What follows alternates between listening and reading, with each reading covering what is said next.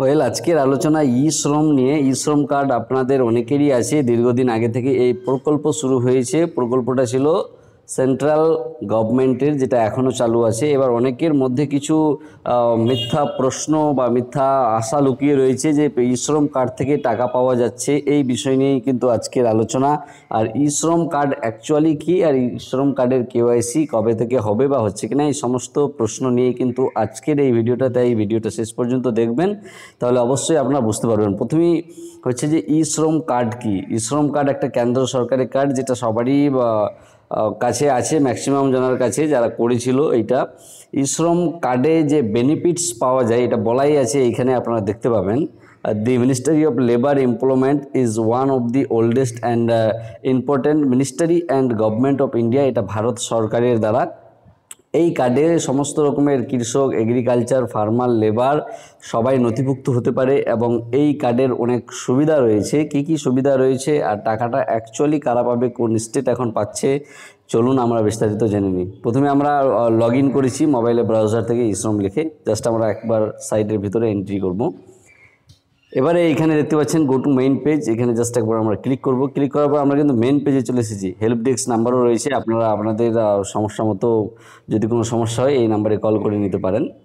এবার হচ্ছে যে এই কার্ডের বেনিফিটস কি। এই কার্ডে প্রত্যেক অসংগঠিত লেবারদেরকে বা যারা মিস্ত্রি আছে, মেকানিক আছে, সমস্ত ধরনের অসংগঠিত এমপ্লয়ীদেরকে এইখানে একটা কার্ড বানানোর সুবিধা দেওয়া হয়েছে, যে কার্ড হলো ই শ্রম কার্ড। এই ই শ্রম কার্ড আমার মতে বানানো উচিত, এটা অনেক পরবর্তীতে হয়তো বেনিফিট দেবে।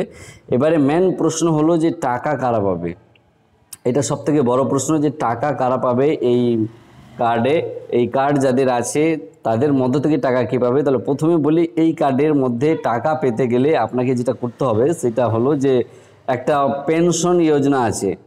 পেনশন যোজনা আছে, আপনাকে এই পেনশন যোজনার মধ্যে নাম নথিভুক্ত করাতে হবে। এবং এই পেনশন যোজনার মধ্যে আপনাকে টাকা জমা করতে হবে। 60 বছর যখন আপনার কমপ্লিট হবে তখন আপনি ওই পেনশন আপনার অ্যাকাউন্টে পাবেন।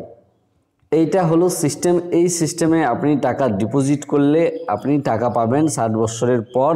না হলে এখনও ওয়েস্ট বেঙ্গলে ই শ্রম কার্ড থেকে সরাসরি টাকা বা সুবিধা দেওয়ার কিন্তু কোনো অফিসিয়াল ঘোষণা আছে বলে আমার জানা নেই। আপনারা যদি জেনে থাকেন অবশ্যই আমাকে জানাবেন। এবার হচ্ছে কেওয়াইসির ব্যাপারটা। কেওয়াইসি কি করতে হবে। কেওয়াইসির যদি ব্যাপারটা বলা যায়, তাহলে আপনারা কেওয়াইসি করতে পারেন, প্রোফাইলকে আপডেট করতে পারেন।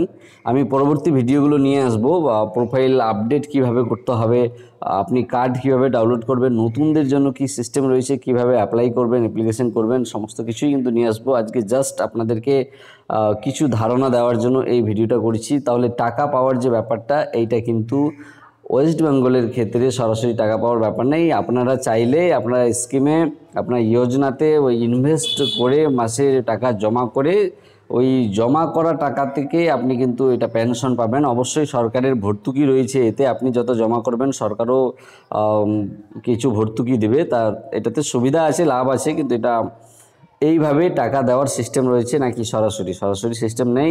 সম্ভবত ইউপিতে সরাসরি টাকা দেওয়া হয়েছিল বা কিছুটা আমি জানি, বা সম্পূর্ণভাবে আমার কাছে অফিসিয়াল ডিটেলসটা নেই।